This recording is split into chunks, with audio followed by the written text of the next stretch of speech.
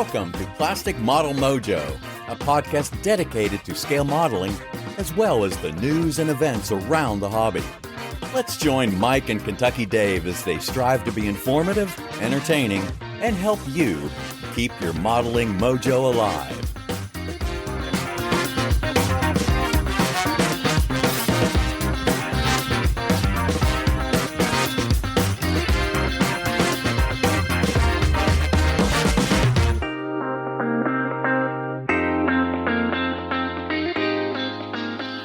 All right, Kentucky Dave.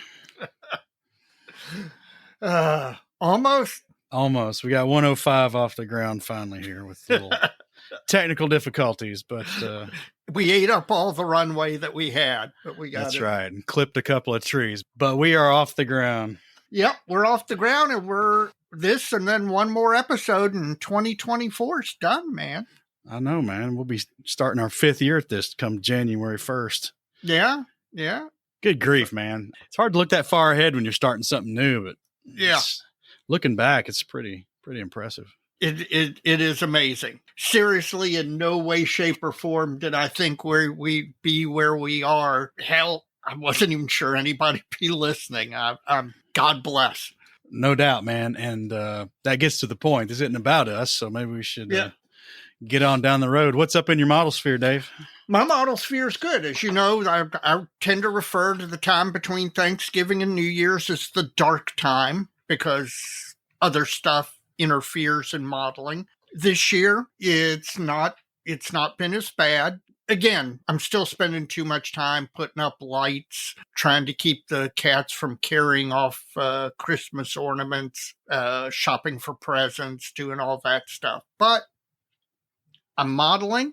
And when I'm not modeling, I'm getting some modeling related stuff done. You and I are spending a lot of time taking a look at 2024 and where we want to go. And it feels like the needle's being moved a lot of places. Well, I hope so. Keep all that close to vest until we actually get something. Let's not promise and not deliver. Let's just say it that way. That's right. We're planning. We are planning, and we've got a handful of people involved in that planning, and it's I don't know. Hopefully, it'll come to something good. Yep. So, how about your model sphere? Well, and in the immediate present, it was technical difficulties, but I've been getting the show up on YouTube. Explain why that all happened. Well, it's happening in part because Google Podcasts is going away, and even with that's the second largest source or listener avenue for folks. I mean, it's like heavily skewed for iTunes, right? It just right. Is. It's going away, not iTunes, but Google Podcasts. So they're trying to move everything to YouTube, and basically it's a square peg in a round hole because YouTube is a video format. Mm-hmm. And I'm trying. Plastic Posse Podcast has tried and been successful. And I know On the Bench has tried and looking at their channel on YouTube promptly had me send a direct message to Mr. Goldfinch because I suspect it hadn't gone so well for him either. Possibly hasn't noticed yet. Not all his episodes are up there, not even close. Ours are up there. They're just all out of order under the video tab on the channel for some reason. Can't explain it. And of course, there's no support. I mean, it's all crowd support, community-based support. Yeah. It's all new. It's all buggy. And again, there's no support. So it's all up there. I'm assuming that the new episodes will fall in line in order. I can't promise that because the ones that are out there now, if you go to the playlist tab on the channel, there will be an order. Or if you just select the ones from the home page of the channel, there's some sections there. There's the one, selected for you or our suggestions, and there's one under there that's videos. That's just the subsections on the home page of the channel. If you go to the video section of that, they're in order. They're in order in YouTube Creator or whatever it's called, YouTube Studio. In everywhere I look, they're in order, except video tab under our channel. Then it's not even close. It's not like they're in reverse order or they're not, or ordered them by runtime or file size or any of that. It's just random. It's not quite random.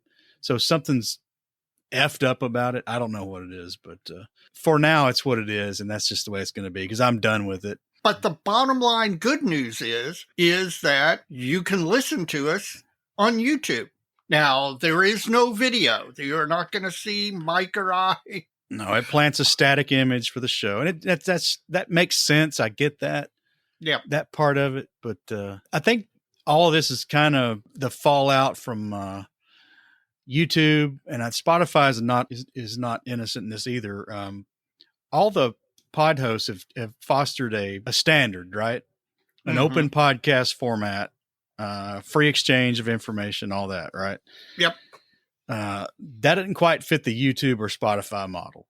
Yeah. So that's why I say square peg in a round hole. So even if you get it up there and get it in order on the YouTube channel, there's some quirky things with the stats and all that. If you give a crap about any of that stuff, and well, enough about this. We're just trying to get everything up on YouTube to give us another avenue. The upside is there are more people on YouTube in a given day than there are in podcasting across the entire spectrum.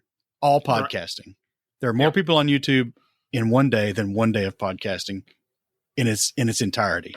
So that's the potential upside. The downside is dealing with all their crap. So I don't know. We'll see how it goes. That's it, man. That's all I got in my model sphere. I don't need anything else. Well, we and the listeners and the potential future listeners all appreciate your efforts. Now, after having dealt with YouTube and trying to figure out what they're doing, I'm sure that caused you to immediately reach for some modeling fluid. Well, I won't cop to that being a crutch for all my problems, but I do have a modeling fluid. What is your modeling fluid? Unrelated to model sphere circumstances, because we're recording it. There's going to be one anyway. Yeah, I climbed back on the bullet bandwagon. Winter's here. It's like let's get back to the spicy. I picked up a bottle of Bullet that I happened to spot on sale recently, and man, you cannot go wrong with it. So my modeling fluid is Bullet, straight Kentucky bourbon whiskey. What do you got? It's not bourbon. No, it's not bourbon. I've had this before, but I don't think it's been a modeling fluid on the episodes before. This is New Belgium triple Belgian style ale. Now it's a classic Belgian triple winter style beer. So it's got all of those spices in the background, allspice, cinnamon, etc. And being a triple, it's a higher alcohol content, although it's only 8.5, so it's not like an imperial or something like that. Like I said, I've had it before, so I'm pretty sure I'm going to like it. But this definitely will be a modeling fluid to get me through the episode. Well, good. I'm anxious to hear about this one. Yep. I tell you, we got our modeling fluids, and I don't have a bad joke this episode, so I'll admit that right now. That's okay. But we do have some listener mail. Good. And we should probably just slide right on into that. All right. Up first, Ed Baroth. Oh. Our bass thumping retired rocket scientist from California. Yep. Who's going to be an upcoming guest in a future episode of Plastic Model Mojo. He heard us talking about masks and stuff from One Man Army in episode 103. And he's the one that got those, and he's incorporated that into a current project on his 1/32nd scale Wildcat F4F-4. Mm-hmm. And that's the main reason he picked it. He had the stencils, so I don't know if he's going to have it done by the time we talk to him, but we'll at least get some commentary on it. So yep. Ed's coming up, and thanks for reminding us, Ed, where those went. Yes, that really did help, and if nothing else, when you use them, post pictures on the dojo. Up next, Dave, is Chad Anani, and he's from Rowlett, Texas, a small burg on the outskirts of the Dallas-Fort Worth metro area. I know where Rowlett is. Okay. Well, it's near Dallas-Fort Worth, apparently. Yes, but I actually know where Rowlett is because I used to do a lot of work in Texas. Well, he wants to say that Mr. Chris Buckholtz's editorial was exactly what he's been thinking regarding the entire post-judging debacle. And he would like to talk to the judge who was implicated, in the picking up of the model. Uh-huh. And tell him face to face to not let all the dog pile pack mentality spreading like wildfire, being a small minority of keyboard warriors, kick him out of the society, and please come back to the fold. I'm going to comment here, but I understand if you want to refrain, given your position in the society. But I will say that I think the throwing in the towel for this particular judge, based on on the web fallout, was unfortunate. I don't think, there are a few people in this world who are not redeemable. And I don't think a IPMS judge who picked up a model falls into that category. Yeah. So I agree with you on that point. The small minority of keyboard warriors, the keyboard warrior part of that might agree with, but reading between the lines and based on what's come across the entire society at large regarding this issue, if someone was to think that the folks in the society who want some type of change along that line of what went down and what the controversies were in the last 4 or 5 months, think those people are a minority, I would not put my chips on that. I think you're wrong, and that's my opinion. So that's all I'm going to say about it right here. But while the vocal ones who are letting loose on their keyboards with some of this stuff, maybe the ones who would let loose on the keyboards are their minority, but I'm not convinced that folks who would like to see some changes within the society are in the minority. Again, my opinion. In general, because of any number of reasons, I've got not a lot to publicly say on this. But I will agree that the individual who was in the photograph took unwarranted abuse, and that is part of the nature of social media. And I hated to see it. Oh, from the Seattle area, Mark Doremus, world traveler, man. He's at it again. He was in Vietnam last time we checked. Well, last week he's in Thailand. Guess he likes Asia. Yeah. Where is he now? Hopefully he's in Seattle. Yeah, well, hopefully. Well, he was lamenting the group builds, but he's kind of mentally dropped off on the group builds he's enrolled in, and he's got a couple he wants to see out because he promised. So I commend you for that, Mark. And, finish your commitments and then don't say yes anymore. It sounds like that's about where he's at. Yeah. But anyway, he's been in Thailand visiting hobby shops there, and he actually channeled his inner Martin Drayton and was working on a little FLAC 38 72nd scale in his hotel room. Just the perfect size to work in a hotel room and to be able to transport it in your luggage. Well, for international, I would agree. Now, Martin can transport a few. Of course, he's a flight attendant. Maybe he has a little extra flexibility there, but he does. Well, and he also had a little Jameson, so he was having a little modeling fluid on his hotel build session too. And that's a good choice. Who am I to argue with that choice? Well, Mark, keep it up. If you can model while you travel, you're going to get more done because it doesn't have to go on the back burner till you get home. Ray LeGrant from the, he says Mid-Michigan's most mediocre modeler. Now that's selling yourself short there, Ray. Enjoyed Stump the Chump episode and placed an order with Model Paint Solutions. And, we've not got a complaint email yet. In fact, they've all been quite the opposite. He highly recommends the doctor as a source for airbrushes and all your peripheral supplies. So glad to hear it. I'm sure Dr. Miller is too. Yeah. Now, speaking of paint, and he would like to say or warn others, tongue firmly placed in his cheek, that he's come into possession of a haunted bottle of Vallejo silver paint. How is it haunted? Well, when applied to a scene that he's positive that he has glued and filled and sanded to perfection, the spirit of aforementioned paint makes it look like the landscape of planet Pluto. And if anyone should run across a similar bottle, you should go through a proper exorcism using the Old Tub bourbon that you mentioned in the same episode. There you go. Old Tub would definitely cure that. Well, I don't know what part of this is tongue-in-cheek. The haunted part, for sure. But I have to assume, and I'm going on the assumption, that this Vallejo silver is revealing flaws in his sand and fill job. I have the opinion that in a lot of those cases, it is not actually a flaw in the sand and fill job. The ghost seam is not a real ghost seam.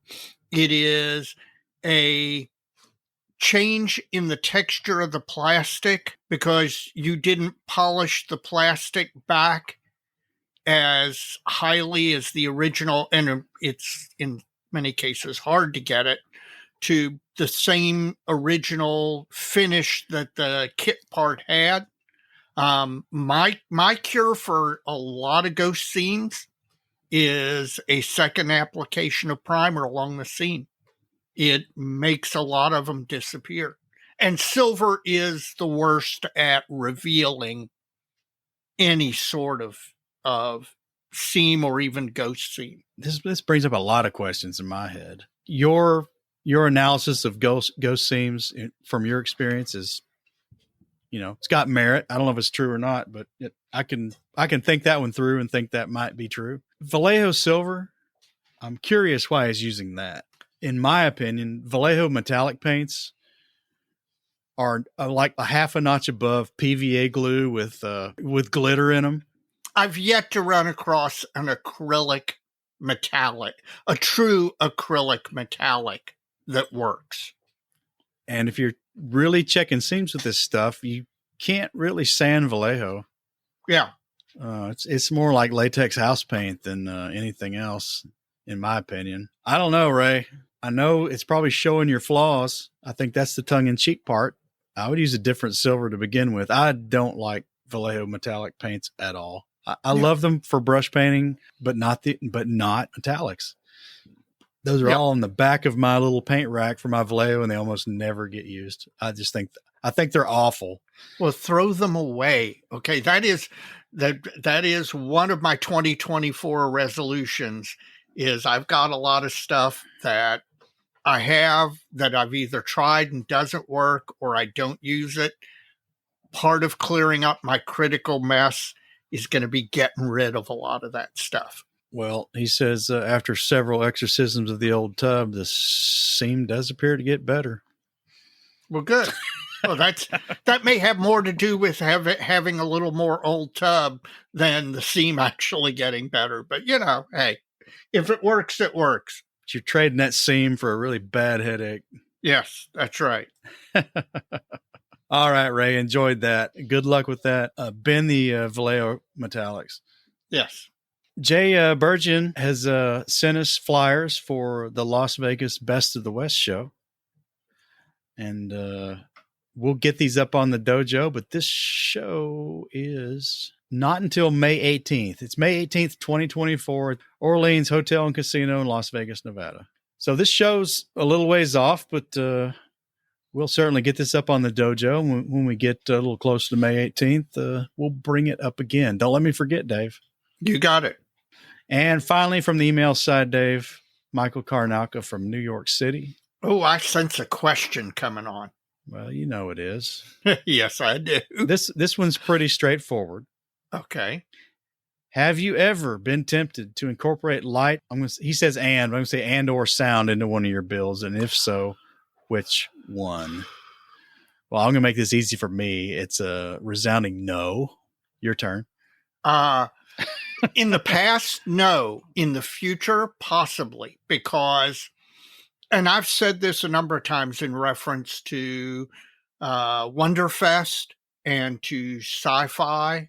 They 5-10 years ago have been pioneering the lighted kit, and then with all the developments of the LED and all this solid state circuitry and really good batteries and et cetera, you're seeing more and more of it at Wonderfest and in sci-fi builds.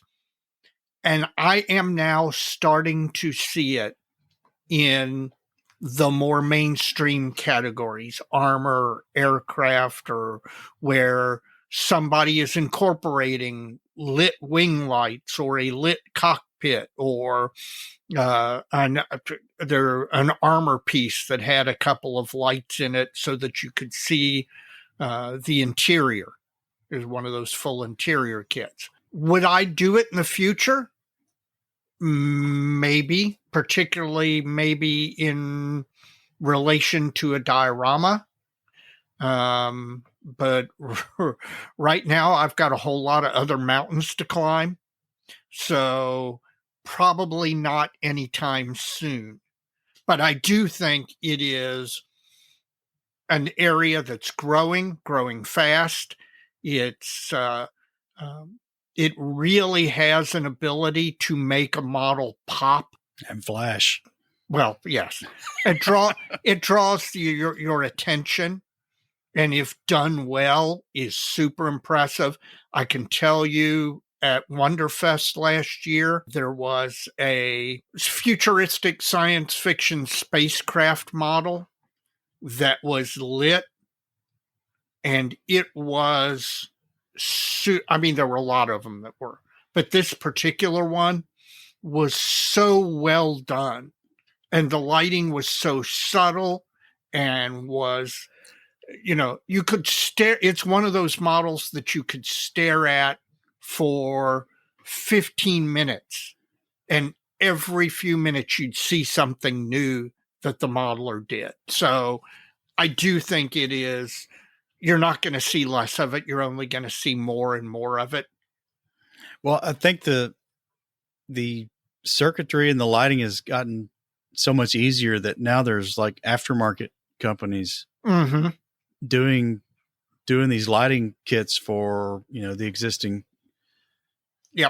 primarily sci-fi kits, but that's kind of cool. I mean, it puts it within the reach of a larger number of builders. Just to give you an example of where it may cross over into more mainstream stuff, I got that Tacom Akagi flight deck, and I can imagine somebody building that thing, sticking it in a box diorama at just before sunrise, and lighting the interior of the bridge and all of that, and having one or two aircraft where all their markers are on. Right, the markers are on, the aircraft prop is just spinning, the lights in the interior of the cockpit are, have a very soft glow. Somebody's going to do that. I guarantee you somebody's going to do that, and if it's done right, it's going to be stunning. Could be you, Dave. No, it could not. But I appreciate your faith in me, man. Well, that's it from the email side of things. I know some stuff's been going on Facebook Messenger, yes. So lay it on me, brother. Well, there are a number of them, and I've been picking and choosing some of the highlights. Jason Gundam Campbell, our modeler friend from East Tennessee, DM'd to let us know that IPMS Chattanooga has the IPMS chapter in Chattanooga is putting on a model contest on January 5th and 6th, 2024. So this definitely has to be the first model contest of the year. I think you're right. So because unless somebody's holding one on New Year's Day, this has got to be it. Which is probably a weekday, given that's probably a weekend. And of course, he's talking about a lot of the Gundam guys planning to attend the IPMS Chattanooga show. January 5th and 6th, that definitely takes the cake for the first model contest of the year. Well, he just finished that Crusader tank, didn't he? Yes, he did. And, yes, he did. And I love that scheme. Well, good on him for taking the crossover challenge there. Yep. And I was the only thing I was disappointed about that whole thing was he had a black and tan paint scheme, but he didn't have a black and tan modeling fluid to go with it. Other than that, great job. Well, who's next? Our friend Neil Gilborn out of United Kingdom. He kindly sent me a picture from his favorite modeling fluid store. The picture he sent happened to be of the single malt Scotch aisle. And I was able to zoom in, and doing a price comparison on a Glenfiddich 12-year, it's about $8 more a bottle here than there. So Neil suggested that was one more reason to make a pilgrimage trip to England and to hit all the scale model world and all of the museums and Hannets. And you can stop by the liquor store and pick up 3 or 4 bottles of really nice single malt. I saw some Eagle Rare on one of those photographs. I wonder Yes. what that was going for over there. I didn't see the price. That's a great question. God, it's probably cheaper than it is here. Probably. And we make the stuff. I don't understand that. Lee Edmonds out of Australia was responding to our episode with Stephen Lee talking about the 3D printing and all the consumer side 3D printing stuff that was becoming available and its quality. And we apparently used the term "let 1,000 flowers bloom." And he said that reminded him of something that somebody told him once. He said, "Yeah, that's a great idea. Let 1,000 flowers bloom. But it turns out a fair number of those are going to turn out to be weeds." That's true. And I think that's probably true. And he's right. He's right about that. 3 or 4 that we've seen or Evan has seen already that are manufacturers where it's not either the right quality or fidelity or whatever. So, for everybody doing it right, there's going to be somebody doing it wrong. And we've all got to talk to each other to let each other know. Well, go to the big box store and get a 10-pound bag of wildflower seed, plant it in your yard and see what you get. Yeah, that's right. That's right. That's a great example. There'll be a few pretty flowers among all that thistle. Chris Doppler wrote in to say he appreciated the President of the United States song reference that you worked into the last episode. Ah, yes. And Bob Bear got it as well.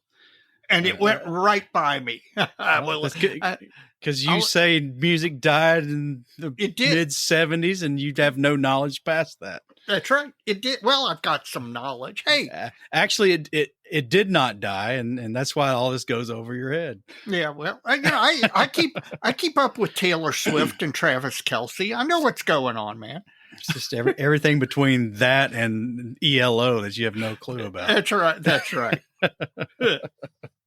Well, we need to tack a prize onto this or something. Yeah, really. We've got to figure out first person to identify the song reference in the episode. We got to do something for them. We'll figure that out. Maybe that's part of our 2024 planning. All right. What's next, man? Finally, John McAvoy from out in Jim's neck of the woods. He had previously DM'd about the Badger airbrushes that I had. Yep. Yeah. And I responded and let him know what I had. He ended up letting me know that he ended up getting the Badger 100 LG gravity feed brush. One of the attractive things for him is it came with 3 different needles and 3 different nose cones. So you got a variety of spray patterns and spray widths. And I got to tell you, Badger does it right. They've got good brushes. Literally, the Badger 150 sitting on next to my air booth, that's been spraying for 25 plus years. They're great. You can't go wrong.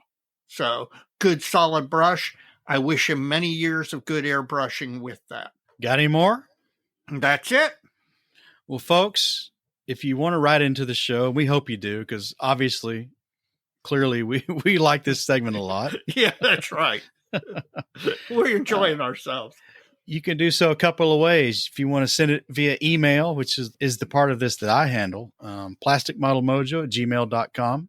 And Dave picks up the Facebook Messenger messages to help me out a little bit. And you can do that, obviously, through Facebook Messenger. But regardless of which way you choose to do this, even if you've written in before, please give us your city and state or your city and your country so we can understand where folks are coming from, because we like that part. It's not for no other reason.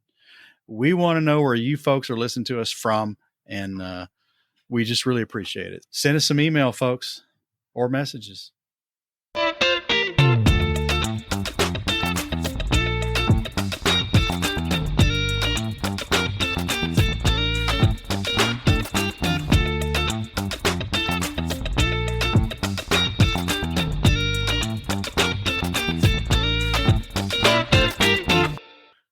point in the episode, I'd like to ask you, when you're done listening to this episode, if you would please go and rate us on whatever podcast listening app you're using. Apple iTunes is particularly important if you listen to us that way. But whatever app you're using, please go rate us, give us 5 stars. It helps to drive the visibility of the podcast. We continue to grow, and it is your all's efforts that help us do that. Also, if you're listening to us and you've got a modeling friend who does not listen to podcasts or doesn't listen to our podcast, if you'd please recommend us. If they need help getting walked through how to listen to the podcast, please help them do that. A recommendation from a friend is the strongest way for us to continue to grow. And we want to continue to grow. It's been an amazing 4 years, and we want the 5th year to be even more amazing. And for that, we need more listeners. So please recommend us. Once you've done that, please check out the other podcasts out there in the model sphere. You can do so by going to www.modelpodcasts.com. That's modelpodcastplural.com. It's a consortium website set up with the help of Stuart Clark from the Scale Model Podcast up in Canada. And if you go to that website, you'll find the banner links to all the podcasts in the model sphere who are participating in this spirit of cross promotion with us and all the other podcasts. You'll find their links. Just click and go see what they got to offer. In addition to the podcasts, we got a lot of blog and YouTube friends out there. Last episode, we had Mr. Steve Lee from Sprue Pie with Frets. We were talking about 3D printing. He posts something just about every day, so please check out his blog. The Inch High guy, Jeff Groves, all things 72nd scale. If you like 72nd scale and want to see what he's got going on, please check out the Inch High guy blog. Model airplane maker, Chris Wallace from up in Ottawa, Canada. He's got a blog and a YouTube channel. Just posted one on the Magic Factory versus Tamiya Corsairs. And a fantastic video. In the box review that is not your normal in the box review. And he really does a fantastic job at it. So check out Model Airplane Maker, blog and YouTube channel. Panzermeister 36, Evan McCallum. Good friend of the show. He's going to be your go-to guy for armor weathering and some build reviews. Good stuff on his channel, Panzermeister 36 on YouTube. And finally, A Scale Canadian TV, our friend Jim Bates out there on the West Coast in the Washington-Tacoma area, in the Tacoma, Washington area.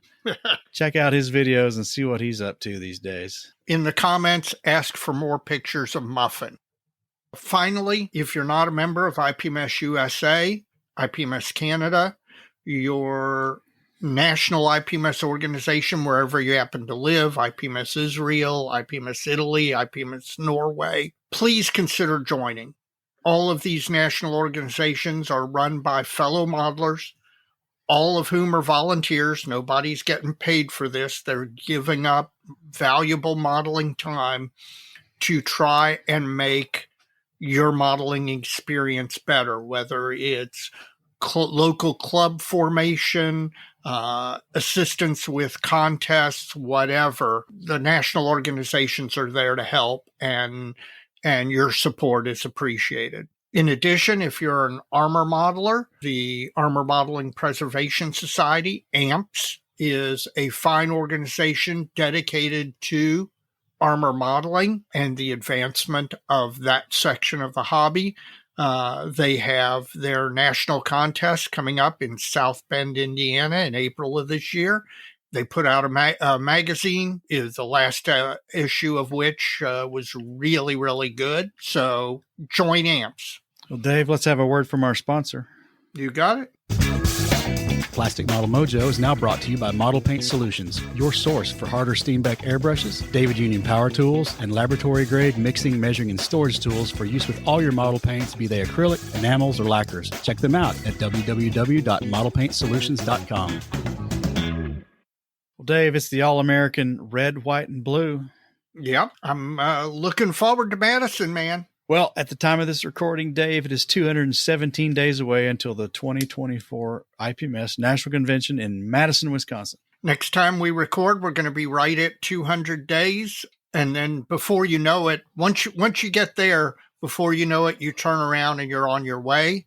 This year promises to be really fantastic. I know Jeff Hearn and the guys up there locally are really making a Herculean effort. The Nationals have come back from COVID, but now they want to take it to the next level, and I'm really looking forward to it. Well, that sounds about right for the 200 days because the hotel block opens on January 6th at noon Central Standard Time. So That's an important one if you want to stay at the convention hotel. Convention hotels. Well, hotels, yes, but some are closer than others. Yes. And set your alarm on your phone, guys. And pre-registration opens February 3rd of 2024. And you do want to pre-register. Let me tell you, you do not want to waste a minute of your time standing in what can be a long registration line. If you pre-register, you walk up, you give them your name, they hand you a packet, and you're done, and you're in the vendor room or the model room or wherever. So when that pre-registration opens, definitely do it. Well, you're going to want to keep an eye on NATS 2024 website. It's nats2024.com. There you're going to find all the information pertaining to the show.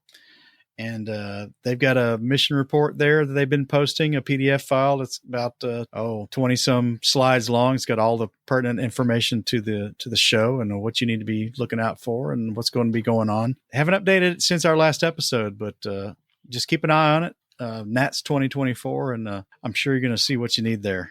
I imagine you will see an update after the new year. Once Christmas and New Year's are behind us, then I think you'll probably start seeing even more frequent updating.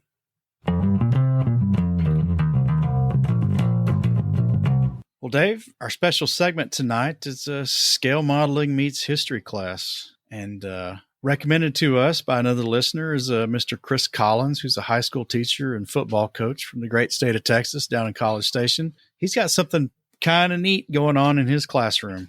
Yes, he does, man. I'll tell you what, I wish when I was in high school I had a history teacher doing what he's doing. Let's let everybody else understand what he's got going on and get right into this conversation.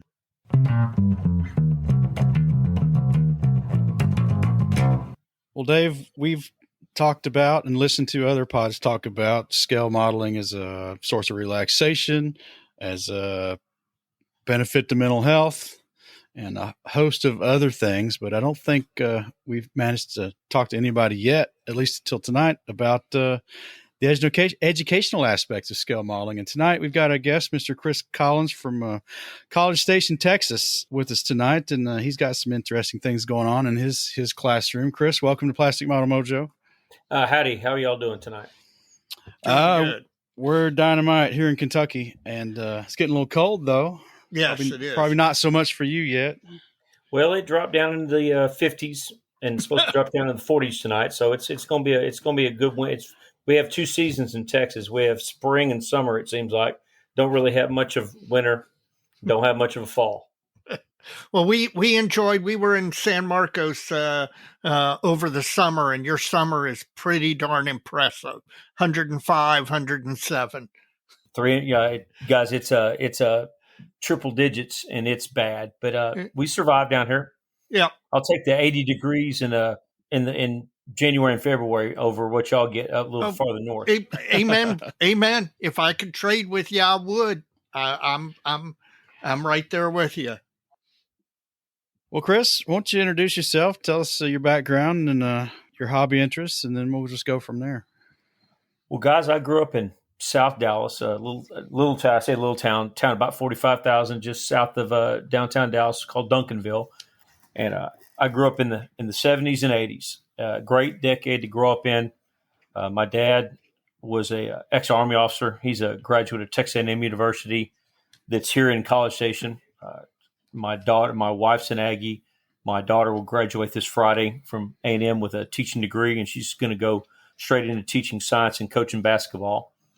And so I grew up in a very, I think, a patriotic time period in our country.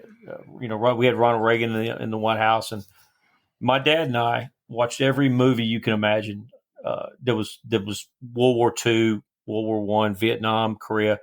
And, I grew up on the classics, Patton, Midway, Guns to Navarone, I watched McHale's Navy, Hogan's Heroes. I love that stuff. And he got me building models when I was a kid. And I probably built models up until right when I got in high school and sports took over. But I built models and I hung them from the ceiling of my bedroom, fishing line. And I built the old good solid kits, Monogram, Revell. And y'all remember how cheap they were back then. Oh, yeah. You could do that. Oh, yeah. And so then I got busy playing college baseball, graduating from college, getting started my career. And I've taught history for 29 years now. And my son and I introduced him to the hobby and to World War II movies and Army men when he was a little guy. He was 8 or 9. We started building every kit you could pick up from Hobby Lobby, Snap 2s, the Stuka and the Revell Spitfire. And he loved that. And he got to be a teenager, and he didn't want those in his room anymore. All his models were on his dresser, and I thought, well, I'll hang them in my classroom. I need a little decoration, and so I hung those, and they sat there for a couple of years, and I really thought, well, I ought to build a few more. And so at the end of, I guess, 2021, I asked my department head, Lindsay's on, great lady. I said, do we have any budget money left? And she said, yes. I said, well, can I order some models? And I'm going to build and hang them from my ceiling. And so I picked up a 3-pack of Tamiya models off Amazon, because we can order off Amazon. And I built them, and they weren't very good. I had old Tester's paint, and my modeling skills are pretty rusty. But I built them, and then by the end of the summer, I built 12 to add to the 4 or 5 I had that weren't very good, the ones Colin and I did. And I thought, well, I could do better than that. And I enjoyed it. It's very, like you said, it's mental health wise, relaxation wise. I'm a very busy coach and teacher. I have 4 honors classes at this point in my career a day. And then I'm coaching 2 hours of the day, and I'm coaching 6 a.m. to 6 p.m. some nights, and it's 7 days a week. And just to survive the mental crush that is Texas high school football and education, the modeling really helps me. It's also a way to remember my father, who passed away 2 years ago. And so I've kind of combined this into a mental health, a relaxation, honoring my father. And the more I build, I've kind of built a collection in my room. I have 58 model airplanes. I do World War II. I don't do anything else right now. Oh, that's my favorite thing. That's what I read about. That's what I've always studied. And so I have got 58 models hanging from my ceiling in my classroom. And then I as I went along, I thought, well, I ought to build a presentation to tell people about this. So I built a PowerPoint, because I'm, being a teacher, I'm still using mid-2000s technology, I think. But I built a slideshow. And the first slideshow I think at one point I had 16 models hanging from the ceiling. It was about 45 slides. And as of the other day, when I was editing it, it's up to almost 570 slides now with the 58 models. And with the presentation, I take the history teacher in me combines the modeler that I'm trying to become, because I'm by no means a great modeler. I watch on the Facebook page that y'all have, and the Facebook page we have locally. I'm part of the Aggieland Modelers Club. Some of these guys make museum piece level stuff. It's just beautiful. I think mine are getting better, and they're good. They're all 8 foot in the air, so they don't have to be perfect. But with the presentation, I look up the actual plane. Of course, a model is modeled after a plane from the war. So and most of them are famous and have the ace pilots. And so I've gone in and I've looked up everything I could get a hold of about each individual model, trying to find a picture of the pilot, which most oftentimes I can, what unit, what group they were in, were they an ace, where were they stationed, and then pictures from that era, black and white, sometimes color pictures. And I have combined this into a presentation that I share with anybody that wants to know about it. And I think a lot of people find it, especially in the community I'm in. I'm in a community where Texas A&M University has a long military tradition, dating back to the early 1900s and beyond, actually in the late 1800s. And so we're in a very conservative, very military-minded community. And everybody that comes in and thinks it's the greatest thing ever. And I think a lot of my kids are funny nowadays. Most kids could care less, but I have a few, and I'm trying to get those who really love history, and I'm trying to hook a few that kind of love history. And I think when they come in and they see planes hanging from the ceiling and all the information from the presentation is then I print it out and staple it to the ceiling above the planes so they can see the pilot, they can see the pictures. I've got QR codes off the internet, off YouTube, about darn near every plane. And so all they have to, you can't come in, but hopefully find something to look at, find something that sparks their interest. And then my hope is that they go home and they look this stuff up on their own. And they get, I know most kids won't love history now. They tolerate me. Some of them really like it, most tolerate me. But I think I want them to find the love for history as an adult. And they start reading historical fiction and watch Netflix historical series, and they watch Masters of the Air that comes out after Christmas, and just they build a love for it. Well, I was going to ask you obviously one of the first questions that comes to mind about this is, how do the kids react to it? Do they now? You say you do honors history, right? Yes, sir, I do. So, in theory, those kids are at least a little more motivated, a little more above average in intelligence and in drive and in everything else. I was going to ask you how they reacted to it, because I think most of my kids come in and I don't know, they're shocked and awed in a way that they got this crazy history teacher who has planes hanging from his ceilings. Right. But I really do believe most of them like it. I think I've really sparked an interest in more than a few. I had one young man got into A&M, which is a big deal in the state of Texas to get into one of our really two large state universities. It's exclusive. And he said he's going to study history, and he's doing it because of my class, which that was one of those that'll keep you going for several months. You get one Sure. of those. Wait a minute, two large universities. I know there's Texas A&M. Is there another university in Texas? Well, I said since I live in the Aggie world. I live in the Aggie nation, but I'm not personally an Aggie. I refer to it as the University of Texas. But if you are anybody within 50 miles of here, it's TU. And they don't really acknowledge the Longhorns much. It's a rivalry. I can imagine y'all. One of y'all's from Kentucky, and especially with A&M and the SEC and Texas, University of Texas joining the SEC, it's going back to being the bloodbath that it always was. Yeah.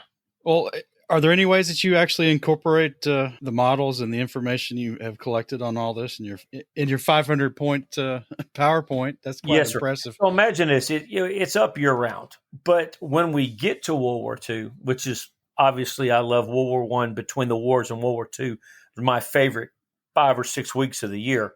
I will, as I get to that part of the war, I will bring the planes off the ceiling and put them on a table in front of class. And let the kids get down there and get eye level with them. And I will talk about them. And, we do the Battle of Britain. I'll take the 4 or 5 that I have in my room is split up, by the way. I guess I probably could have explained that better. I have split my room up into theaters of the air war. So half of my ceiling is the Pacific War and half is the war over Europe. And I have a war in the Eastern Front area. I have a North Africa, Italy, Mediterranean area. I have the Battle of Britain, and I have daylight bombing and, the defense of the Reich in the middle. And then on the other side, I have the Battle of Guadalcanal. I have the Doolittle Raid. I have Malaysia, Singapore. I have the Battle of Midway. I have Pearl Harbor. And then I have South Pacific area, and I have late Pacific War. So I will bring those down. I have a Spitfire of Douglas Bader, and I have Widge Gleeds Hawker Hurricane. I'm going to bring a Heinkel HE-111, and I'm going to bring Adolf Galan's Messerschmitt. I'm going to put them on the table and say, guys, Battle of Britain, and that'll do that lesson that day, and I'll let them walk up and just get eyeball to eyeball with each plane if they want to. Now, I didn't ask, do you build one constant scale, or do you just build? I've always done 1/48 scale since I was a kid. And I started doing 1/48 scale, and I love that. It's not too big. It's not too small.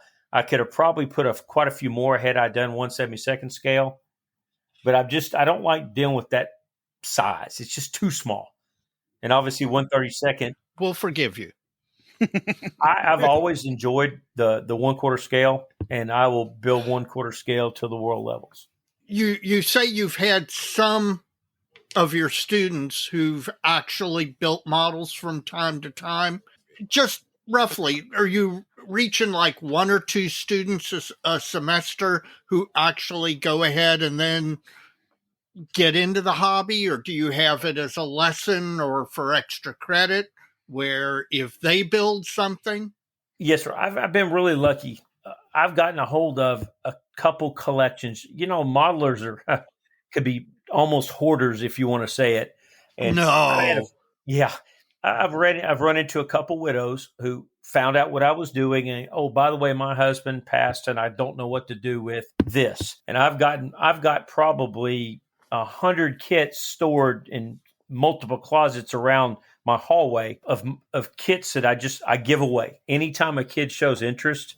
Mm-hmm. Which is probably 6 or 7 kids a year. Hey, you want one for Christmas? Hey, you take them home. I'm about to send multiple kids home with models for the holidays. Build this while you're at the house. That's great. You don't have to it doesn't have to be perfect. Just build it and enjoy it. My long term, I'm about to turn 52 years old. I've been coaching since 1993. I love it, but I don't know how long I can do it physically, because it's demanding. It's a young man's game. Yeah, it is a young man's game. There's a lot of my fellow coaches that coach to their 60-something, and I just don't want to do that. I've always thought about going back to school, getting my master's in, say, military history, and but when I have more time and I'm not coaching someday, I would like to start a modeling club at our school. And it could be cars, it could be Gundam, it could be the little War Thunder figures, a Warhammer, and just anybody could go. And I've got several airbrushes. I bought a compressor, and I would love to teach this. I know we have 3 art teachers that help me all the time with paintbrushes and ideas, and they all would love to start doing this. So I just don't know. I have lots of ideas of what to do, but I will tell you, football is a 7-day-a-week job for me, plus all the grading from the honors classes. I'm a softball coach in our spring. I'll have a little bit more time, but I don't have the time to do it like I want to right now. I will someday, though. You have plans. I have plans. Well, sounds like good plans. Yeah, absolutely. What would you say is the demographic of the kids who show interest in modeling? Mostly young males? I would say most of the kids who enjoy what I have and show interest in possibly doing it are all boys or guys. Okay. A lot of my athletes love, they'll come in, we'll talk about it. And another thing that I do to kind of sink the hook in my history kids, I offer my extra credit points, or I offer extra credits for watching history movies.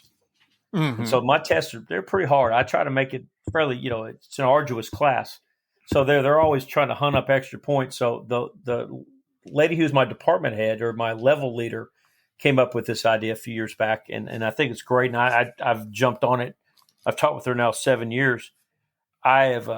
We offer up to 2 points for documentaries, and we've got a list of the little hour-long documentaries. And in anything that's a 2-hour movie and beyond, it's worth 3 or 4 points. And I'll let the kids earn up to 14 extra points per 6 weeks. We're on a 6-week schedule. Mm-hmm. And so I've got, say we're in the Middle Ages and we're wrapping up the Age of Discovery, and there's any number of great movies.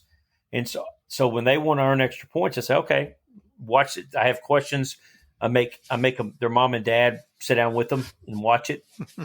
And they'll watch 14 points worth of history movies.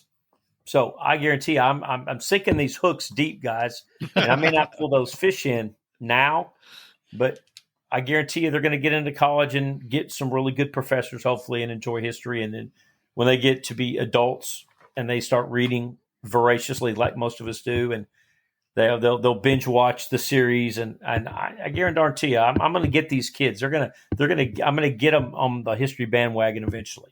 If I don't have them now, I'm going to get them eventually. Well, A, you're doing God's work.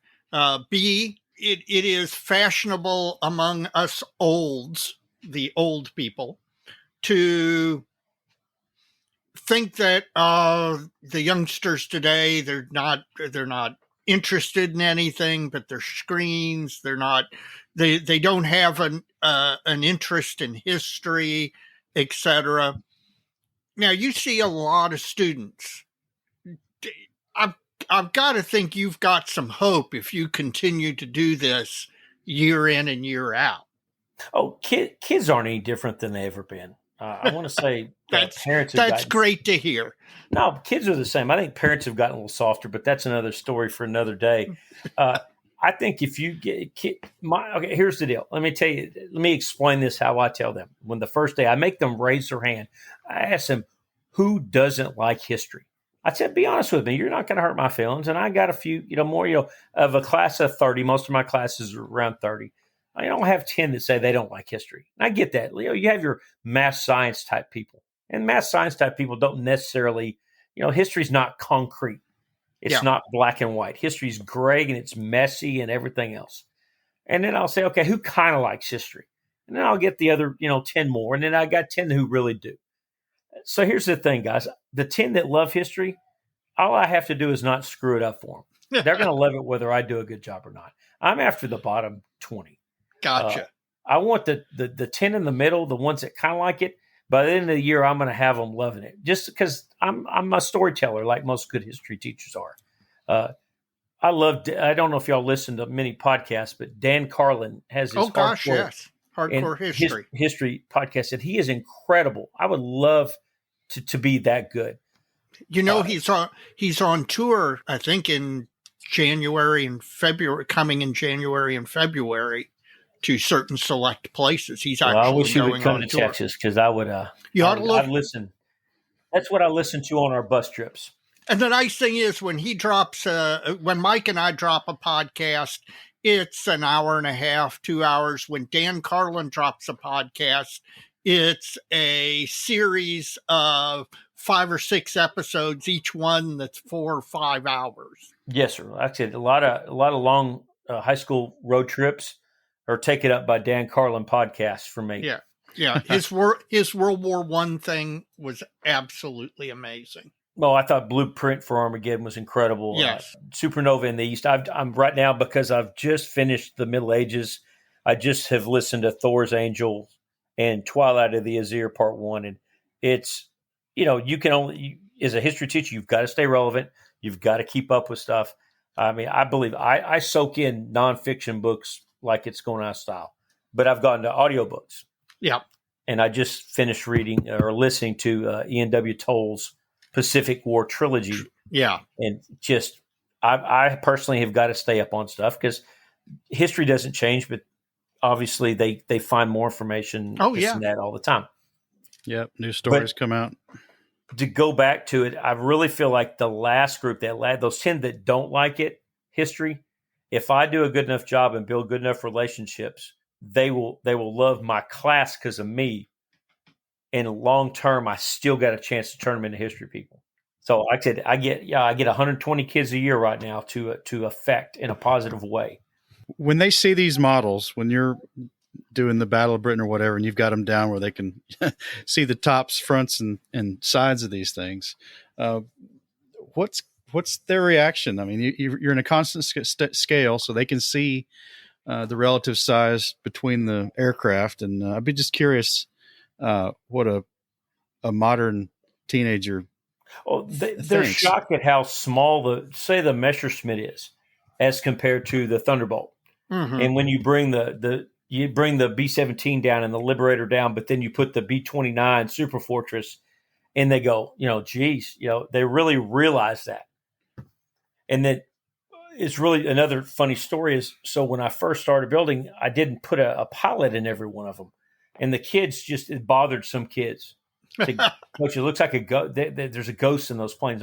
So I now have gone back to in all 58 and I paint the pilot as accurately as I possibly can with my, again, my not perfect modeling skills. So there's a pilot in every one of them on top. So that hopefully looks like the actual pilot that's stapled to the ceiling.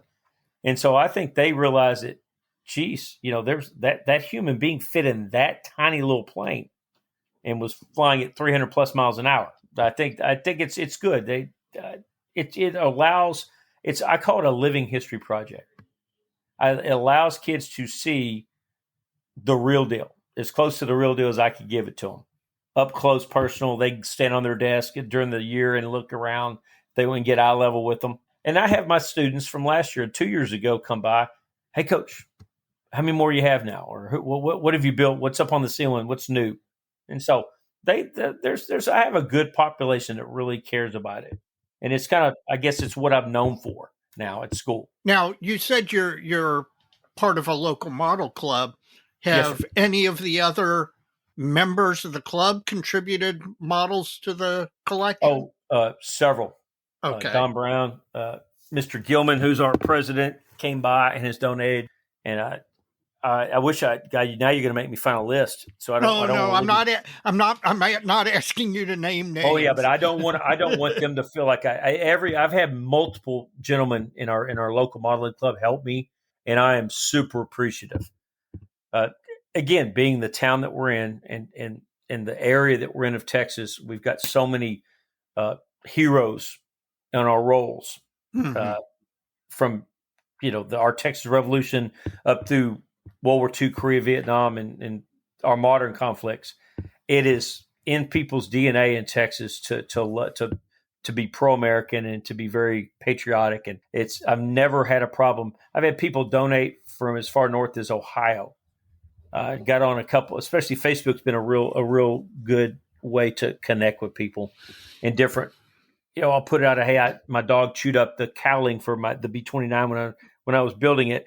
And I met a gentleman that is the ex-TWA mechanic that is a crew chief on Fifi at times and is restoring a B-25 Mitchell.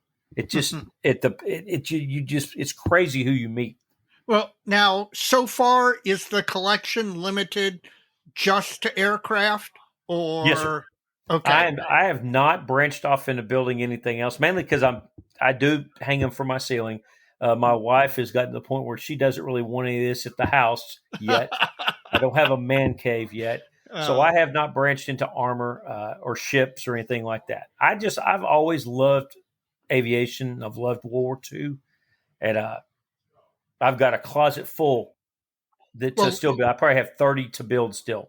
Well, luckily, building in 48 scale, there's a lot of really good 48 scale World War II armor out there.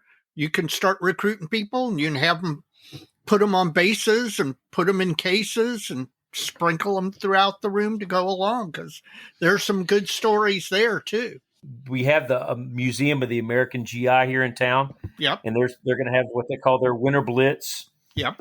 And I have not considered building a tank yet, but I probably ought to break down and branch off a little bit and see where I could take my skills. One of the principals in that show, Winter Blitz, is a gentleman named Brandon Jacob. He's a good friend of the show and a good friend of ours. We spent quite a bit of time with him down in Texas this summer, and I'll probably have him on sometime at the end of this month to help promote that show. But, you ought to get some of your students to go down there and check it out. Yeah. Now, you want to talk about extra credit. If you go and attend, give them extra credit for that. I probably will do that. Again, the American GI had an armor day this last month, and I had kids go and bring me tickets. That's how again, guys, there's lots of ways to catch a fish. You know what I mean? You just use one type of bait. Exactly. And again, the new Napoleon movie just came out. I'm not sure if it's as good as they say it is, but again, I offer extra credit if they go watch movies out in the public. Sure. Any chance you can get to hook kids into loving history. But I definitely need to get some kids interested in hand them. I do have modeling armor kits in the collection to give out and say, guys, you got a month and you can enter. I don't think they're real judgmental. Well, that'd be great. I'm sure Brandon would appreciate it too. Yes, absolutely. Well, I assume if it's like the high schools that my sons are going to and have gone to, and the one I grew up in and went to, there's probably an open house at least once a year. What do the parents think of this room? Oh, the parents walked in and they just were, I guess, awed that somebody took the time and created an atmosphere that their kids can walk in every day and learn. And I'm humbled if people think that. A part of this project is I did it for the kids. I want them to come into a loving, learning filled environment every day, and where I can build relationships and just turn them into the good American. I kind of joke, but I'm trying to create one good American per day. That would be wonderful. Teaching patriotism and love of our country. And, obviously, the whole point of history is Winston Churchill said, is not to repeat it and make the mistakes of the past. But also there are many things worth talking about and teaching about that went well, not just the mistakes, but the whole point of history is there are concepts that are congruent to every generation, and good is good and bad is bad. There's lots of lessons to be learned on a daily basis. It's crazy how many things don't change. We're talking the headline of the modern newspaper is totally reflective of the same conflicts that have been going down since the dawn of time. And it's there's so many ways to, I go back, I can reconnect almost every lesson on a daily basis of what we've already talked about to what's going on now, because what's going on now has a direct connection to 500-600 years ago, 200 years ago, so on and so forth. History repeats itself, and problems that are going on now didn't just start now. You talk about the kids watching movies. Yes, sir. When I grew up loving history, of course, that's made modeling kind of natural for me. But mine was a love of books. And while I loved all the war movies and all of that stuff, obviously it was the pre-computer era. So I only saw whatever war movies showed up on one of the 3 channels that were available at the time, and, got to watch them. So most of mine was the love of books. Kids spend so much more time now on screens. Does it seem like a love of reading and reading history has dropped off and been replaced by more documentaries, movies, videos, YouTubes, etc.? I would say yes. Okay. We have a library full of tremendous books. We have a great librarian. Kids read. Don't fool yourself. Kids still read, but the visualness. The modern child, the modern kid is a visual learner. Because of they're carrying around a phone that has more technology than the first Apollo mission did to the moon. Oh yeah. And the trick is to be more entertaining than the cell phone, even for the kids I have. It's tough. There's a lot of ways. Our kids are overfed with information these days, and I really wish they would sit down and read more. And so would their English teachers, I'm sure. But all you can do is deep down give them something that they love and spark an interest. That, again, that's the thing about a teacher is I don't want to lead them to the lake for them to drink. I want to encourage them to drink, and they walk themselves to the lake. Gotcha. And I think that's what every teacher up at my school and every teacher in America is trying to do is just build a fostering a love for learning and let kids find their own passion. My deal is I'm gonna sit there and try to get them the best I can to love history and to different versions of history. That's all I can do on a daily basis. I think scale modeling is a good visual teaching tool. Yes, and learning tool. I mean, on a project that I build and research or whatever, you learn a lot of things about the conflicts, whatever piece of machinery you were building was involved in, whose it was, how it was designed, what was on the inside. Even if it doesn't manifest itself in the final product, there's all this halo of information around it. And that's just one of the fascinating things about the hobby that I've always enjoyed. I think it also teaches patience. And that's one thing you might say the modern child is not real good at, because everything is a here now, reset the game. And to be a great modeler, you have to have great patience. And that's one thing. I'm very adult ADHD, so I'm not the most patient person in the world. I should take longer and be more thorough on my builds. And I guess the older I get, I'll probably get that way.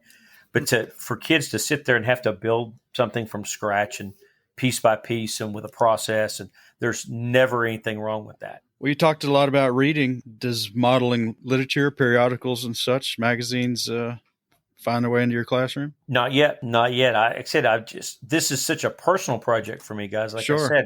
I said, I'm hitting my end of it from the kid's standpoint is more the history, and I think for me, every model I build makes me read another book about. I've read something. I built a B-25 Mitchell, one of the 345th group. So I've listened to a book about the 345th bomber group in the Pacific. So I think I branch off further on and grow into this because I'm only, I guess it'd be going on 3 years onto this. There's so many different ways I could take this. That raises an interesting question. We spent most of this time talking about the downward facing to the students effect of what you're doing, and the models and how they can be incorporated into the lessons and how they can be used to spark interest, etc. Have you given any thought to turning around and going up the line in your profession to try and spread what you're doing to others in your same profession? Well, we have a concept called a share fair, and where our teachers provide the in-house, what we call in-service. Mm-hmm. And that's where literally I would bring my peers in and say, this is my project, but besides the project, how do I incorporate this? The creating of the QR codes. And you could create QR codes and you could put any subject you can imagine up on your ceiling. I've had my principal, Ann Scott, my direct AP, and Gwen Elder is my main principal, great lady. But Ann has encouraged me to do the share fair concept and bring my peers in. And, when we do something like this, we have 20 teachers presenting and you get to choose where you go. I guarantee I'd have a few wander in my classroom.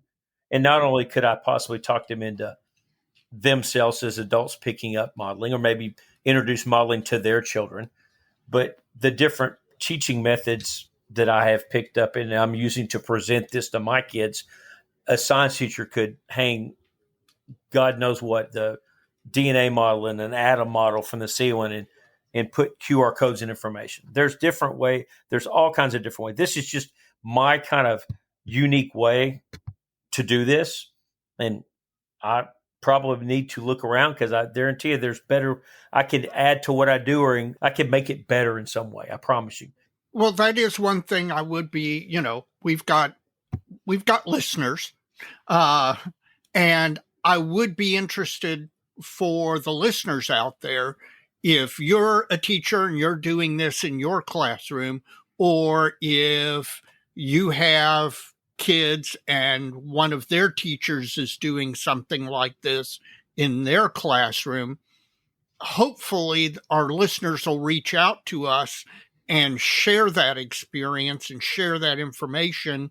We can share that with you and share that with the wider listener base, just to spread what I got to say is clearly a good idea, not only from a modeling standpoint, but more importantly from teaching our kids history. Oh, absolutely. I that's one reason why I was so excited to get on y'all's show. I wanted to put this out to the world. I went so far as to do this, guys. I've learned photo editing. I know I sent Mike my presentation. I put the model in a green screen it and stick it in a photograph or a painting. So I've learned green screen photo editing. I've learned video editing. I've learned how to shade pictures. I put a video on YouTube where I have my presentation put to music. So I learned audio, video editing. I have picked up so many teaching skills. I think I've mastered PowerPoint at this point. There's got to be another platform eventually I can use and take it the next step. But I've learned so many personal it's maybe a better teacher to do this project. I would love to share that information with anybody and everybody that's out there. That is the brotherhood that I found, that modeling is a brotherhood. But again, the kits and the parts and the advice I've gotten from all over the world, but just teaching is a brotherhood also. Let's talk about your modeling a little bit. Yes, you got what'd you say? Almost 60 planes, 50 some planes, 50 something planes, and you've got the broken out by all the primary and secondary theaters of operation. Yes, sir. What holes you still got, and what you'd like to have up there represented? Well, I keep looking at the ceiling. Okay, to make it teachable, to make it, if I'm going to present this in class, what do I need to build next? And I've got a couple, 2 or 3 really outstanding. I've got the, I guess it's the old monogram C-47, and I'm going to deck it. It's the Buzz Buggy, and I'm going to deck it out in D-Day stripes. And I've been kind of putting the word out on Facebook. How in the world do I scale a parachute down? So I'm going to have little 148th guys jumping out, and I'm going to have several 101st Airborne or 82nd Airborne guys coming out the green light door and popping out across my ceiling. So I've had some folks suggest how I recreate an extended shoot and a not extended shoot. And I've got another Super Fortress to build, to put up. I've got a couple more B-24s. I'm trying to think the name of it. It's Klein. It's Killer Klein is a Colonel Klein. He's a Baylor graduate. Another thing I try to do is I try to build planes that are pilots that are from Texas. And so one of he was on the Pulaski raid. I'm trying to think his name. I know his last name is Klein. It's Hail Columbia is the B-24. Oh, that's Killer Kane. Killer Kane. Yes, sir. Kane. Yeah. Yeah. Killer Kane is he's from McGregor, Texas, and he was a Baylor, played football and basketball at Baylor. He's got a statue out in front of the new McLean Stadium at the University of at Baylor University in Waco. And so I'm going to build Hail Columbia and put him over, and that's going to go in my North Africa, Italy, Mediterranean section. I'm going to build Pappy Boynton's Corsair and talk to the kids about the Baa Black Sheep. And just, you guys, I've got so many kits. I don't have the time to do them. And I got to. Welcome to modeling. Yeah, welcome to modeling. Yes, sir. I could always put another B-17 or 2 and flying over Europe for daylight bombing. I would love to get a hold of the Tamiya Lancaster kit. Oh yeah, so I could represent the British in the night bombing. And this is the crazy thing. So last summer they renovated half our rooms in the school, and I was on the side of the school that was not on the renovation list. Well, this summer is my turn. So I've got to figure out how in the world to take the, Lord knows, maybe over 60 planes at that point, and get them to hang them across the school in somebody's renovated room while they tear mine apart and rebuild it, and not break anything and snap. Good luck with that. Good luck with that. Yes, sir. That's going to be a terror. I'm not going to pack them up into little boxes. They're going to hang in somebody else's room for the summer.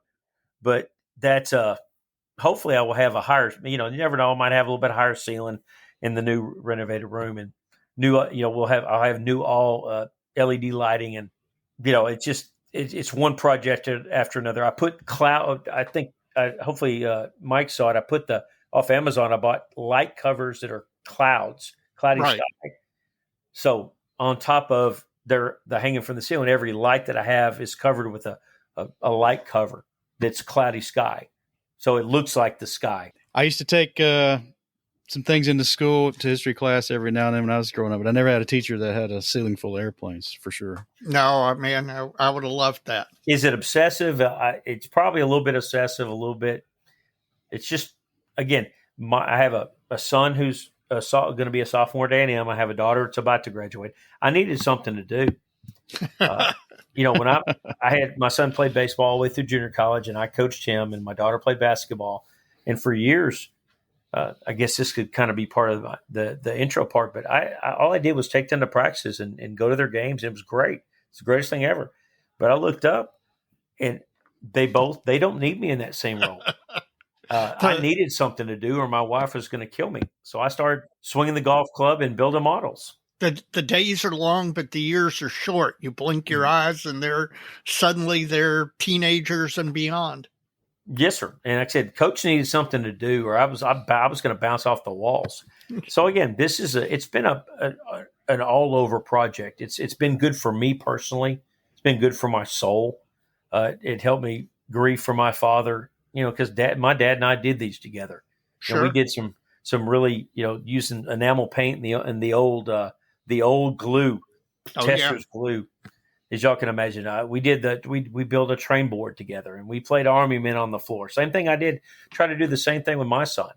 And but once those days are over with, now my students are my kids, and I've got 120 of them, and I'm raising them the best I can to love America and respect America and all that goes with that. Dave, you got anything else? I got to tell you, again, being an older fella, we tend to think of the generation coming up. There's no hope. It's all awful. We see the worst of everything usually makes the news.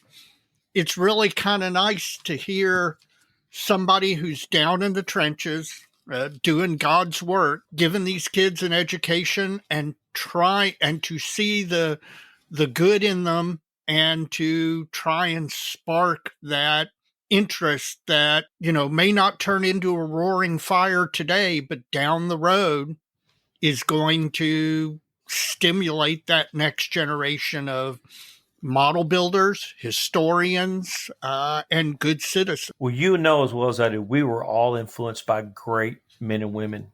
Oh, yeah. In our journey through school. I am just simply paying those people back by paying it forward. Yeah. And I hope that some of my students choose this as a career. Doesn't pay a whole lot. And I'm a millionaire only that I've made built a million relationships. Yeah. And I'll never be rich. And that's okay. Because deep down, I can't go through the mall and I can't go through the local grocery store without some kid coming up to me, hey, coach. And I may not have seen that kid for 15 years. And sometimes they grow and they change, but they're still happy to see me, and they're still happy to see the teachers that I work with. The kids still love us, and kids are still great. This is America, and we're a great country, and we have great kids. And I'm just trying to make sure that happens on a daily basis in room 1304. That's fantastic. Another question before we wrap up here. You've built primarily for your classroom. Do you have any hopes and aspirations as a scale modeler outside of the classroom? Someday. I would love to build a little barndominium out in the country. The wife and I can escape we live in a pretty small community. It's about 50,000. It's not huge, but and in this little barndominium, I'm gonna have a little workshop, and that way I can paint some Christmas decorations and build a few models and my own little man cave, you might say. And eventually I'll build a few just for me. But right now my classroom is my man cave. Well, good. And I'm building for my kids at school. That's great. Well, Chris, we appreciate you coming on. I'm glad we got this worked out, and wish you success on the football field and at the model bench, and certainly in your classroom. And it's really interesting to hear how you've put the scale models to work, and recognizing the visual learning that's started to dominate the education of people these days. Yes, sir. It's a great day. Like I tell the kids every day, it's a great day to be an Consolidated Tiger. Well, thank you for all you're doing, because seriously, you are doing important work, much more important than a lot of people out there. It's shaping that next generation and shaping them to be good citizens is vitally important. Well, tell you what, guys, it's one of our goals at our school is to create lifelong learners, and I really hope that I'm meeting that mission statement for A&M Consolidated High School by doing this. And I'm just a humble high school teacher and coach that is doing what I need to do to make good American citizens and good Texans on a daily basis. The ones that become modelers will certainly be lifelong learners. I can attest to that for sure. Absolutely. Yeah, absolutely. All right, Chris, Keep it real in your classroom, man. It's been a pleasure talking to you. Thank you, gentlemen. Thank you for coming on. Yes, sir. Thank y'all.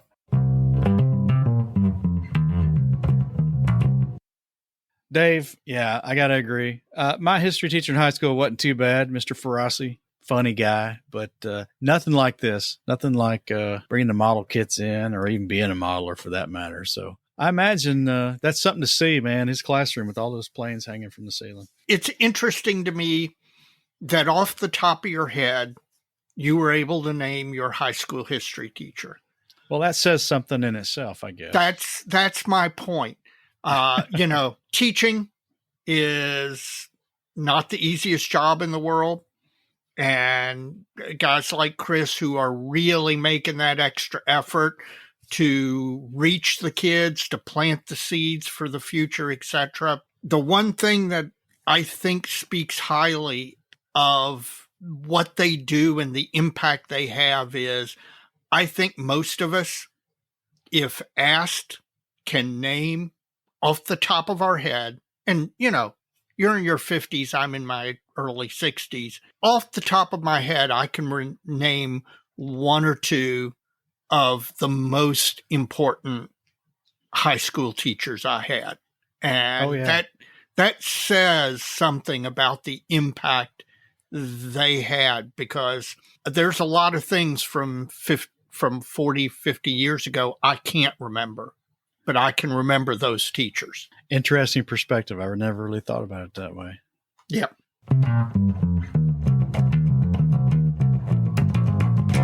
Well, Dave, this is a modeling podcast, and we're trying to do some modeling. Yes. Not only are we trying, at least from my bench, we're succeeding.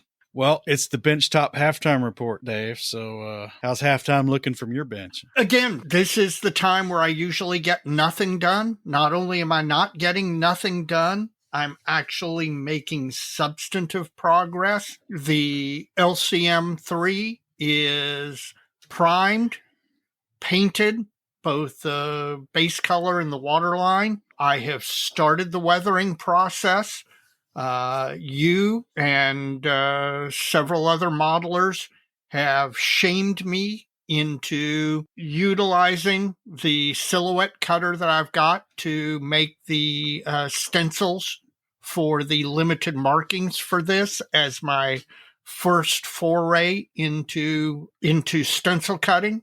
So you shamed me, but you shamed me well. Well, I got one question. Yeah. Are the letters just straight white, or they have that offset lower right black shadow on them? Right. There's no shadow. These are just straight white letters. And the letters I need are on the decal sheet from the kit. So in theory, all I have to do is scan the decal sheet, drop it directly into the cutter, into the plotting software for the cutter, and cut. Nah, there's got to be more to it than that. This should be the simplest, but that's good. This is the first thing I've ever done with it. So that's why I suggest it's a bunch of big old block letters. And again, it's probably a great idea on your part, but again, you had to shame me into doing it, but that's okay. And I'm pleased. The F8 is in the decal process. It's coming along slowly. I don't know about you, but you're an armor modeler. You don't do that much.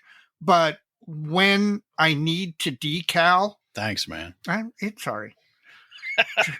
True truth, truly spoken.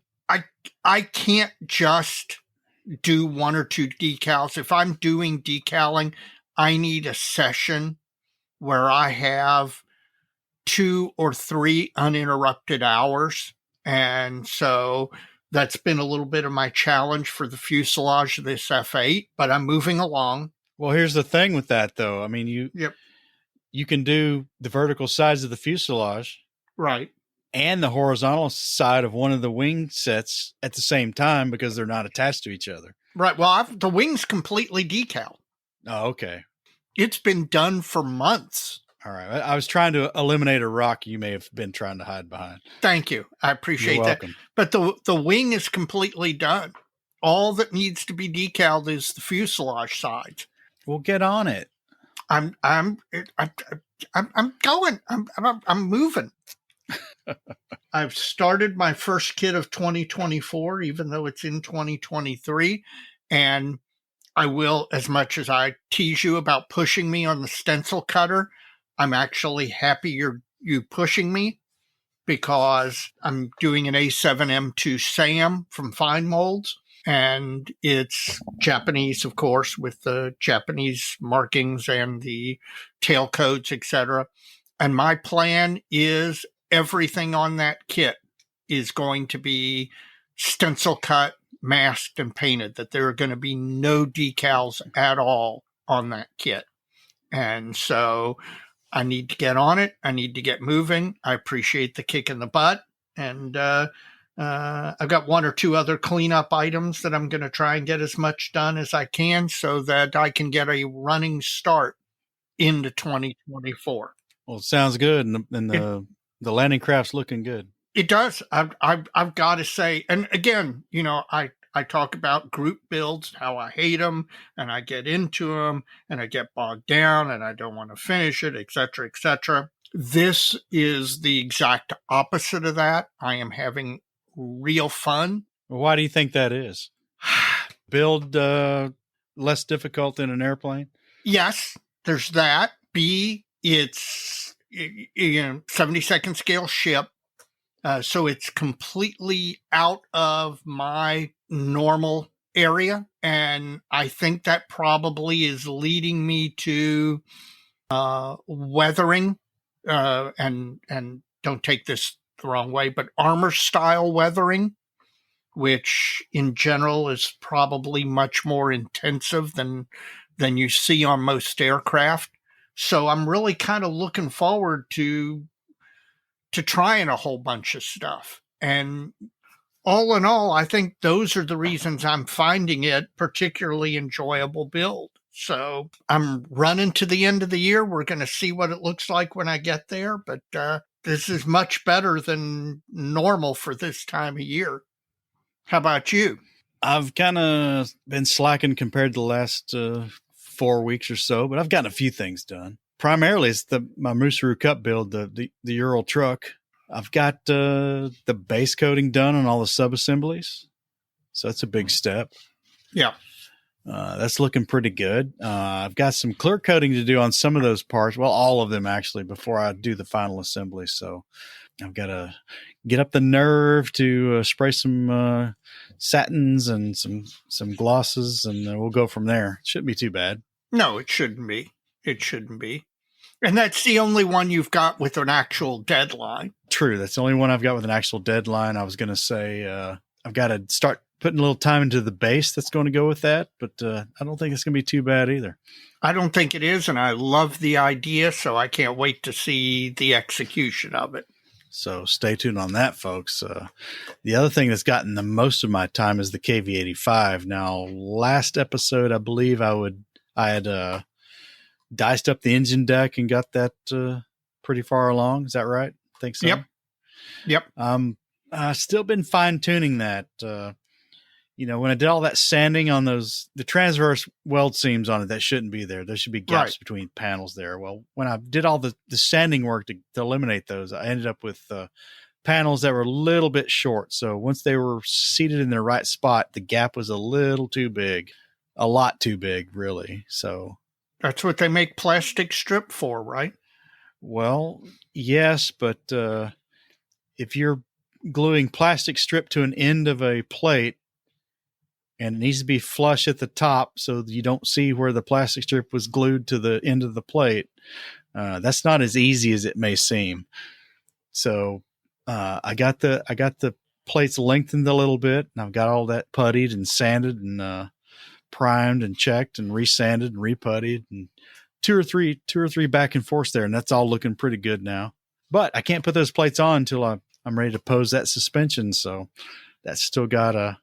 Which means the base is next, right? Yeah, I still got a monkey on my back. I've got to get the base going and figure that out. So okay, well, listen, if you're going to goad me into using that silhouette cutter, I'm going to go ahead and goad you into going ahead and doing that base. I know that's a big trigger pull for you, but it needs to get done.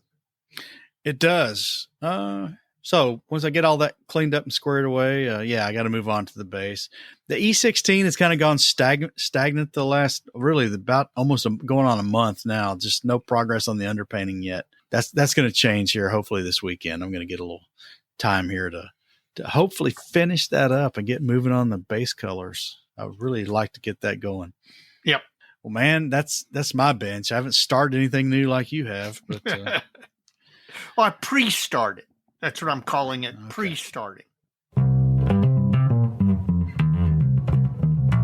Mike, coming up to the end of the year, this is one of the times that model companies traditionally begin announcement season. I assume that over the last month or so, you've seen some faves and yawns that have interested you. I tell you, this is on the heels of our 3D print from the consumer side chat we had with Steve Lee last episode. This one's kind of timely because I made some notes this week. 1, 2, 3. 3 of my 4 involve 3D printing.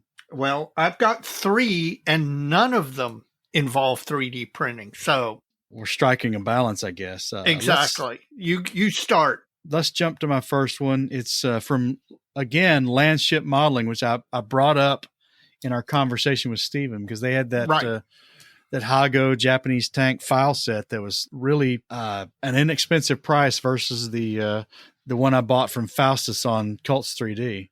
Right. 10-1 difference in price. Well, they've got a new one. Okay. They have a Polish TKS STL file set. Really? A TKS kit. Now, they've designed it in 1/16 scale. Okay. But you can print it in any scale you want, right? Well, in theory, yes. But if there are parts that have been designed to a 1/16 fidelity of scale, right? As you start to decrease the size of those things, they get more and more difficult to actually print. You start running against the capabilities of the printer, right? That, as an aside, to our point from the last episode, they have 2 versions of this tank. Just like IBG does in 35th scale plastic, they've got the machine gun version and the 20 millimeter and the 20 millimeter Swedish Canon version of this thing, right? The Sothern or whatever it's called. If you buy either of these individually, they're $5 a piece for the file set. Mm-hmm. Now, granted, I don't know how good the design is. I've not looked, and that's the point we didn't bring up last time, which may be something I ought to investigate, but I have not. So you can get the 20 millimeter or the machine gun version for $5 each, or you buy them both for $8. See, this is one of those things like it's a lot less than 50. Yeah, why not? For $8, I mean, that's a meal at McDonald's. Why wouldn't you just go ahead and take a flyer on it?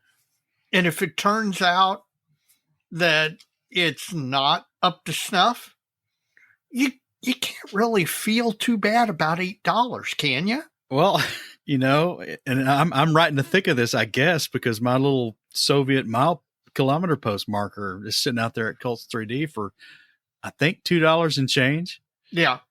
But maybe it's too expensive. I don't know. Well, that's my first one. What you got first? Well, my first one is the one that made big waves when it was announced a couple of weeks ago. Airfix surprised us with an end-of-the-year announcement for a Airfix ME410, which was kind of surprising because there are 2 kits of the ME410 in 72nd scale currently available, fine molds, which is excellent, and Italeri, which is pretty good. So it was kind of a surprise that Airfix announced it. But by the same token, it's a neat aircraft. Airfix, I am sure, did a good job. It's going to be real reasonably priced, and it's going to build up to a really nice model. It's going to price point below both the Italeri and fine molds kits. So while it might not have been my first choice, I'm certainly happy to see it, and I definitely will pick one of these things up. Well, my next one is 3D print again. This Landmo Models has pumped out a bunch of Sherman wading gear sets, be it the high stacks on the back of the engine deck or the crazy Marine Corps version, where it was a field fab out of a 55-gallon drum and some other crap. Yeah, right. Leave it to the Marines. In addition to that, they've got the plank armor on the sides of the hull. I don't know how good this stuff is, but it's all really neat. Now I know Evan Panzermeister 36 just got his hands on their SDKFC 234 Octrod armored car engine. I believe that's Landmo. Yeah. I believe he's happy with it. We'll have to get a more exhaustive explanation from him on that. But, if this stuff's pretty good, they're coming out with some cool stuff that's, typically only been available in traditional rubber mold cast resin. So, this all just harkens back to last episode and what we were talking about with Steven. Yeah, absolutely. Absolutely. What you got next? My next one is kind of out of left field for me, and I know nothing about this. Maybe you know more. A company called SS Models has announced a bunch 35th scale kits, and they're I don't know if I'm assuming they're injection molded. They're not. They're not? Are these 3D? They're 3D and they're my yawn. Oh, okay. Well, what they announced, I couldn't tell whether it was 3D or not, but they announced some unusual stuff, some Italian tanks, some German stuff that was on French hulls, one or two French tanks, I believe. So here, let's talk about it. I just thought that what they announced was interesting. You tell me why it's your yawn. Well, one is the scope of what they're trying to do. I mean, Okay. they have so many things out there. So it's like a 3D model mill, and they're putting out these 3D kits. Okay. So you're assuming they're not going to be very good. No, I've seen on eBay Okay. some of their quote unquote upgrade sets for like BT7s and things like that in 35th scale have obvious accuracy issues with them. Some completely made up stuff. Gotcha. And I know that there's been some folks out there in the model sphere who've bought some of these, and there's a lot of layer lines and suboptimal positioning and printing on these things. Gotcha. And like it's an M3 Lee or something like that. One of those early American tanks. Yeah. Where the sag on the tracks is just ridiculous compared to something you'd actually see on a real tank of that family. Just things like that. It's. Do you know where they're out of? They're out of China. Okay. Absolutely out of China. So, I would be wary of any of this stuff. Gotcha. To be honest, I saw their BT7. It's a quote unquote upgrade. Some of these sets actually have photo etch parts included with them. So it seemed that makes me think that's somewhat serious attempt here at doing something right. But I just think they're cranking out stuff and maybe don't have a lot of knowledge about the subjects they're trying to offer. Gotcha. Something like that. So yeah, SS Models, it's kind of my yawn. I think they're a caveat emptor of the 3D print landscape right now. Gotcha. Well, that's good to know. Now that we've covered your yawn, what other fave do you have? I had Landship and Landmo. Those are my faves, just on curiosity. I've got one as a kind of a neutral. I'm curious what it is. Folks, listeners out there may know that there's an effort underway to kind of reconstitute Heller as a brand. Yes. And they've released a French tank crew figure set. Now it's like based on it's one of those box arts where presumably the what's included in the kit is in color and what's not included in the kit, but in the image to support whatever's going on in the image is kind of rendered in line drawing. Right. You understand? Yeah. So it looks like 3 French tank crewmen and 2 children, kind of as a diorama in a box kind of theme, Yep. you know. My only experience with Heller figures is the stuff from the 70s and the 80s. And you still wake up with cold sweats and nightmares, don't you? Well, the figure parts breakdown was always kind of intriguing, but the overall end product was not that great. Right. So I'm really curious what kind of paradigm these follow, if it's the old Heller mentality or if they're completely new and a completely new rendered kind of a product that's going to be better than before. But I think they could get a lot better and still fall short of what's out there in injection molded if they're not careful. Sure. Well, and I think that's interesting. You're seeing both Heller and Dragon being quote unquote revived as brands. And I wonder why. I mean, is this somebody coming along, grabbing the name and, you know, an enthusiast who wants to restore something or make a name with something using an established brand? Or is it the old hidebound company suddenly, either through new management or new capital injection, becoming active again and bolstered by all the new technologies out there? I really wonder if we're seeing what we're seeing in that regard. Well, I welcome anything new from anybody. Oh, God, yes. I think, aren't there some like 16th scale, like a Stug and something else from Heller that's probably just a rebranded trumpeter or something like that? Maybe? I think so. I think there are some. So I wonder possibly if they're leaning on that development to produce this figure set. So it's at some point, well, there's 2 boxings. There's a boxing of just the parts for the figures, and there's a starter set kind of box with paint, glue, and supplies, you know, kind of like the Airfix thing, right? Right. So it's kind of a starter set. So there'll be a review soon when that hits the market, and that'll answer all the questions right there. Yep, absolutely. Well, and that's the thing with all these 3D print companies. Until somebody actually gets the product in their hand, we don't know. But we're going to quickly know as people take a shot at something that interests them, and you know, it may be a hit, it may be a miss, but quickly find out. I've got one more fave. What is it? Azure From, and I completely missed this.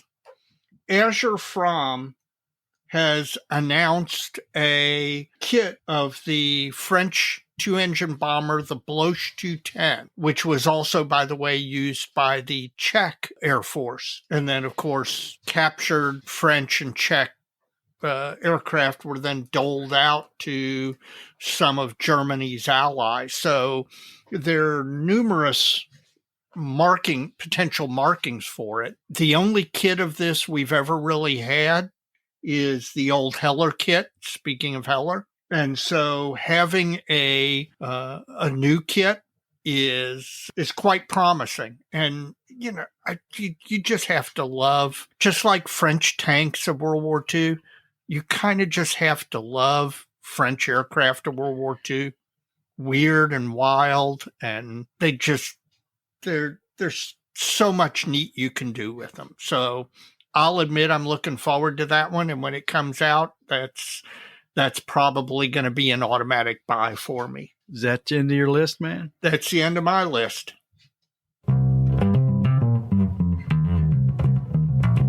We're at the end of the episode here, Mike, or at least almost at the end. I can tell you that New Belgium Triple is really good. It's your classic triple. If you like beer, if you don't like beers with fairly heavy winter spicing, that's probably not going to be for you. Again, it's 8.5% ABV, so it's on the punch you in the face side, but it's not obnoxiously so. There's no burn to it. There's nothing like that. It's a good beer for a winter's night, curled up by a fire, opening Christmas presents. I can certainly see that. And it's probably hop forward. Yeah, but not as much as you might think. You know, the hops are there, but they're not like an IPA. They're not a smack you in the face hop. There used to be a Dave who didn't like hoppy beer. It was, and I don't know what the heck happened to him. So I already know that you're enjoying the Bullet and it was wonderful, et cetera, et cetera. The Bullet's not expensive. It's a good spicy bourbon. It's Bullet has the rye high enough in the mash bill that it's got a lot of spice to it, but it's still a bourbon. So it's good. It's a welcome change back from the Russell's 10-year, but they're very different, but they're both good. And if you catch it on sale like I did recently, I mean, for that price point of $23, $25, you cannot go wrong with it.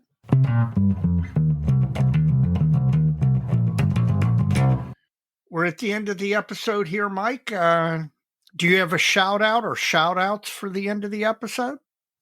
Well, yeah, I do. I want to shout out the new show supporters. We give thanks to Doug Reed and Kim Brantenberg from Oslo, Norway. All right. My Norwegian's coming in. All right. That's a long ways away. Hey, Norway, nothing but great about it. These guys have chosen to support Plastic Modeling Mojo through their generosity. If you'd like to do the same and model after these guys, we've got several ways you can do that now. If you'd like to make a recurring contribution, you can do that through Patreon. If you go to www.patreon.com/join/plasticmodelmojo, there you can select one of the tiers that are preset for you, or you can select your own recurring contribution of a dollar amount, anywhere from $1 on up that you would like to contribute to the show. And we appreciate that. In addition, you can also support the show through PayPal. You can do that at www.plasticmodelmojo.com. That's our webpage. And in the upper right corner of the screen for our homepage, you'll see a heart icon. That'll take you directly to PayPal. Third and kind of new is Buy Me a Coffee. www.buymeacoffee.com/Mojovians, Mojovians, Mojovians. Folks, we appreciate all of this. It's helping us bring you Plastic Model Mojo, and it's helping us propagate our plans for 2024 as well. So thank you very much for your generosity. It's all really appreciated. Thanks a lot. Absolutely. I echo all of those sentiments. My shout out for the episode is a group of guys, modelers. They started as the Divine Scale Society up around the Cleveland, Ohio area, a bunch of 72nd scale modeling enthusiasts who I was lucky enough to get introduced to via Jim Bates. Then over the years, these guys scattered to places like Salt Lake City, Birmingham, Alabama, Tacoma, Washington, etc. But they stayed in touch. The group morphed into, for a number of reasons, morphed into a group under the name the Septemberists. Those of you who are fans of Russian history may get the inside joke there. And these guys are a great group of modelers, not only technically skillful, but they are some of the best human beings I've met. And, I say a lot of times that 99% of modelers are great people. These guys are the example of that.